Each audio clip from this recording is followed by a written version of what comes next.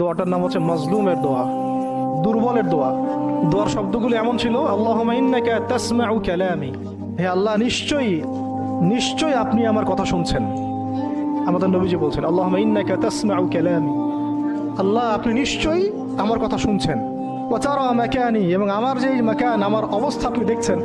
ওয়া তা'লামু সিররি ওয়া আলানিয়াতি, আল্লাহ আপনি আমার বাইরের অবস্থাও জানেন, ভিতরের অবস্থাও জানেন। আমার বাহিরের হালত আপনি জানেন, ভিতরের হালত আপনি জানেন, প্রকাশ্য অবস্থা আপনি জানেন, গোপন অবস্থা আপনি জানেন। তা'লামু সিররি ওয়া আলানিয়াতি লা ইয়াখফা আলাইকা শাইউম মিন আমরি, আমার কোনো কাজই আপনার কাছে গোপন না।